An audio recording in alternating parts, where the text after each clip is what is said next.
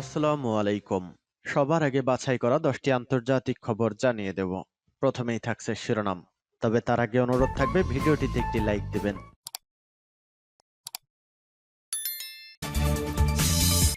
জানিয়ে দিব সর্বশেষ আপডেট আন্তর্জাতিক সংবাদ। শুরুতেই শিরোনাম। রাশিয়ার রেল স্টেশনে ইউক্রেনের ড্রোন হামলা, আহত ৫। এদিকে মার্কিন রণতরীকে ইরানের পানি সীমা প্রবেশের আগে অবতরণে বাধ্য করল। চীনা যুদ্ধ বিমান ঠেকাতে আকাশ প্রতিরক্ষা বাড়াল তাইওয়ান। দক্ষিণ কোরিয়া যুক্তরাষ্ট্রের সামরিক মহড়া, জবাবে ক্ষেপণাস্ত্রের উৎক্ষেপণের তদারকিতে কিম। রাশিয়ার সাথে বন্ধুত্ব, ভারতীয় শিক্ষার্থীদের দেশ ছাড়তে বলল ইউক্রেনবাসী। সর্বশেষ জানিয়ে দেব, ব্যাপক সমঝোতার অঙ্গীকার ইরান সৌদি আরবের চুক্তি হয়েছিল, জানালো চীন। এতক্ষণ শুনছিলেন সংবাদ শিরোনাম, এবারে বিস্তারিত। আজকের সংবাদ সম্পর্কে আপনার মূল্যবান মতামত কমেন্ট করে জানিয়ে দিন কোন স্থান থেকে আমাদের সংবাদ শুনছেন এবং দেখছেন।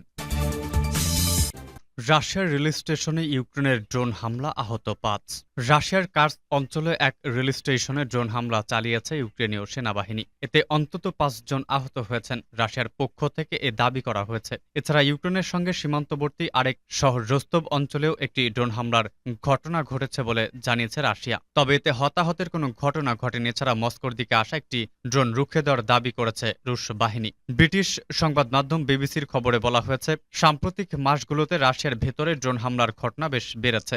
রাশিয়া এসব হামলার জন্য ইউক্রেনকে দায়ী করে আসছে। তবে ইউক্রেন সরাসরি এসব হামলার দায় এখন পর্যন্ত স্বীকার করেনি। তবে এ নিয়ে ইউক্রেনের প্রেসিডেন্ট ভলোদিমির জেলেনস্কি পূর্বে বলেছেন, রাশিয়ার ভূখণ্ডে হামলা অনিবার্য, স্বাভাবিক এবং অবশ্যই ন্যায্য প্রক্রিয়া। রুশ রেল স্টেশনে হামলার একটি ফুটেজের সত্যতা যাচাই করেছে বিবিসি। সেখানে দেখা যায় রেল স্টেশনের দরজা ভেঙে চুরমার হয়েছে এবং আগুন জ্বলছে। রুশ সংবাদ সংস্থা আরআইএ জানিয়েছে, ড্রোন হামলায় ৫ জন আহত হয়েছে। রেল স্টেশনের ছাদ প্ল্যাটফর্মেতে ক্ষতিগ্রস্ত হয়েছে।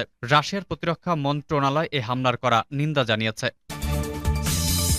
মার্কিন রণতরীকে ইরানের পানিসীমায় প্রবেশের আগে অবতরণে বাধ্য করল। পারস্য উপসাগরে হেলিকপ্টারবাহী একটি মার্কিন রণতরীকে ইরানের পানিসীমায় প্রবেশ করার আগে তার হেলিকপ্টারগুলোকে অবতরণ করতে বাধ্য করেছে ইসলামী বিপ্লবী গার্ড বাহিনী বা আইআরজিসি। রোববার আইআরজিসি গত বৃহস্পতিবারের এই ঘটনার ভিডিও ফুটেজ আকারে প্রকাশ করে তথ্য জানিয়েছে। আইআরজিসির নৌবাহিনীর commander rear admiral Alireza Tangsiri তার বাহিনীর পদস্থ সেনা কর্মকর্তাদের এক বৈঠকে ওই ভিডিও প্রকাশ করেন। এতে দেখা যায় আইআরজিসির স্পিড বোটগুলো মার্কিন রণতরীকে তাদের নির্দেশ পালনে বাধ্য করছে। বৈঠকে তাংসিরি বলেন, আইআরজিসি তার জুলফিকার নৌবহর থেকে স্পিড বোটগুলোকে ঘটনাস্থলে পাঠিয়ে এগুলো যখন মার্কিন যুদ্ধ জাহাজের কাছে পৌঁছে তখন সেটি থেকে কয়েকটি হেলিকপ্টার সবেমাত্র আকাশে উঠছিল। কিন্তু আইআরজিসি সেগুলোকে জাহাজে ডেকে অবতরণ করার নির্দেশ দিলে মার্কিন যুদ্ধ জাহাজ তা পালন করতে বাধ্য হয়। আইআরজিসির নৌবাহিনীর শক্তিমত্তা তুলে ধরে অ্যাডমিরাল তাংসিরি বলেন, পারস্য উপসাগরের প্রতিবেশী দেশগুলোকে নিয়ে ইরান আঞ্চলিক নিরাপত্তা নিশ্চিত করতে পারে। কাজেই এই অঞ্চলের নিরাপত্তা রক্ষা করার জন্য কোনো বিদেশি শক্তির প্রয়োজন নেই। তাংসিরি বলেন, তার বাহিনী পারস্য উপসাগরে চলাচলকারী সকল জাহাজের গতিবিধি ঘনিষ্ঠভাবে পর্যবেক্ষণ করছে। বিশেষ করে বহিঃশক্তির যুদ্ধ জাহাজগুলোর ওপর সার্বক্ষণিক দৃষ্টি রাখছে ইরান। তেহরান কখনো এই কৌশলগত অঞ্চলের নিরাপত্তা বিঘ্নিত করার অনুমতি কোনো শক্তিকে দেবে না বলেও তিনি প্রত্যয় ব্যক্ত করেন।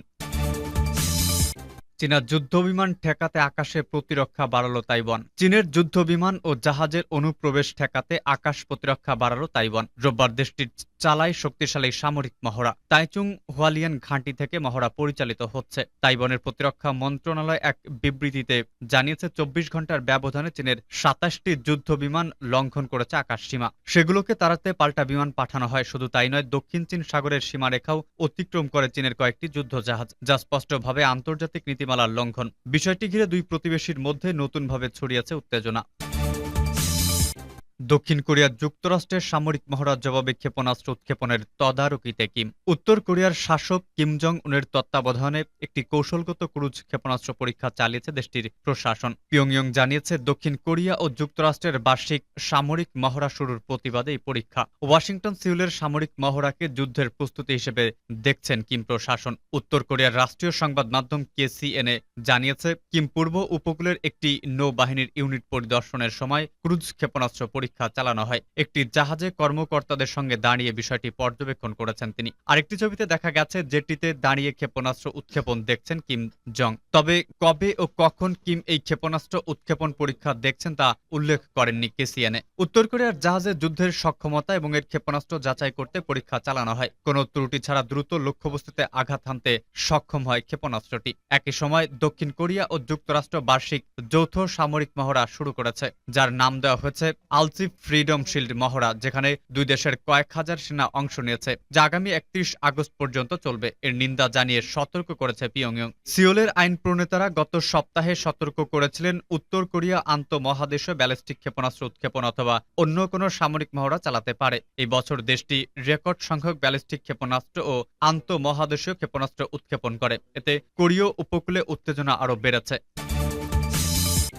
রাশিয়ার সাথে বন্ধুত্ব, ভারতীয় শিক্ষার্থীদের দেশ ছাড়তে বলল ইউক্রেনবাসী। যুদ্ধ চলছে, বাড়ছে ক্ষোভও। ইউক্রেনবাসীর রোষের মুখে এবার পড়েছে ভারতীয় শিক্ষার্থীরা। নিজের দেশে ফিরে যাও, ইউক্রেনবাসীদের কাছ থেকে প্রতিদিন এ কথাই শুনতে হচ্ছে ভারতীয় শিক্ষার্থীদের। গত বছরের ২৪ ফেব্রুয়ারি থেকে রাশিয়ার সাথে সে দেশের যুদ্ধ চলছে। ওই দেশে ভয়াবহ দুর্ভোগ পড়তে হচ্ছে ভারতীয় শিক্ষার্থীদের। প্রতিনিয়ত তাড়া করে বেড়াচ্ছে আতঙ্ক। রাশিয়ার মিত্রদেশ ভারত এ কারণেই দিন দিন ইউক্রেনে দুর্ভোগ বাড়ছে বলে দাবি করেছে ভারতীয় শিক্ষার্থীদের একাংশ। পড়াশোনা শেষ করতে অনেক ভারতীয় শিক্ষার্থী যুদ্ধ বিধ্বস্ত ইউক্রেন ফিরে যেতে বাধ্য হয়েছিল। তাদের একাংশের দাবি, ইউক্রেনের বহু নাগরিকই তাদের সাথে দুর্ব্যবহার করছে। এই প্রসঙ্গে দ্য টাইমস অব ইন্ডিয়াকে এক শিক্ষার্থী বলেছে, আমাদের দেশ ছেড়ে চলে যেতে বলেছে স্থানীয়রা। গত ৮ সপ্তাহ ধরে পরিস্থিতি ক্রমশ খারাপ হয়েছে।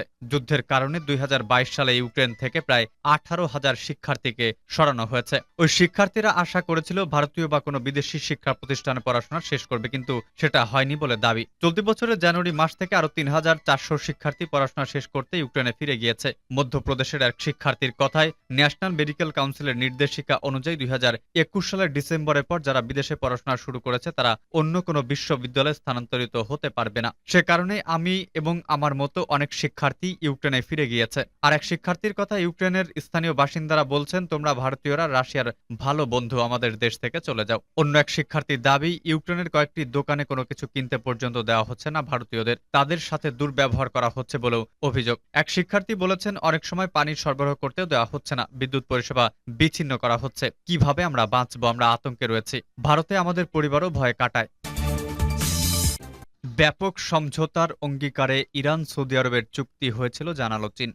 চীনের মধ্যস্থতায় মধ্যপ্রাচ্যের দুই প্রভাবশালী দেশ ও পরস্পরের চিরশত্রু গণ্যকারী সৌদি আরব ইরান সমঝোতা চুক্তি করেছিল। সেই সমঝোতা চুক্তির রহস্য জানালেন চীনের পররাষ্ট্রমন্ত্রী ওয়াং ই। ওয়াং ই বলেছেন, অসংখ্য বিষয়ে আপোষের অঙ্গীকারে চালিত হয়ে ওই চুক্তি হয়েছিল। ইরানের পররাষ্ট্রমন্ত্রী আমির আবদুল্লাহিয়ানের সঙ্গে এক টেলিফোন আলাপে চীনের পররাষ্ট্রমন্ত্রী এই মন্তব্য করেন। চীনের পররাষ্ট্রমন্ত্রী ওয়াং ই আরো বলেন, মধ্যপ্রাচ্যে নিজস্ব স্বার্থ বজায় রাখার স্বার্থে চীন বিবাদমান দেশগুলোকে নিয়ে বসতে এবং তাদের মধ্যে মধ্যস্থতা করতে প্রস্তুত। ইরানের স্বার্থ সংশ্লিষ্ট বিষয়ে দেশটির পাশে দাঁড়ানোর অঙ্গীকার করেন ওয়াং ই। চলতি বছরের মার্চে চীনের মধ্যস্থতায় ইরান ও সৌদি আরবের মধ্যে আকস্মিক বৈরিতার অবসান হয়। এই দুই দেশের মধ্যে বৈরিতার কারণে ইরাক, সিরিয়া, লেবানন, ইয়েমেন ও বাহরাইনের সহ মধ্যপ্রাচ্যের বেশ কয়েকটি দেশকে অস্থিতিশীল করে তুলেছিল।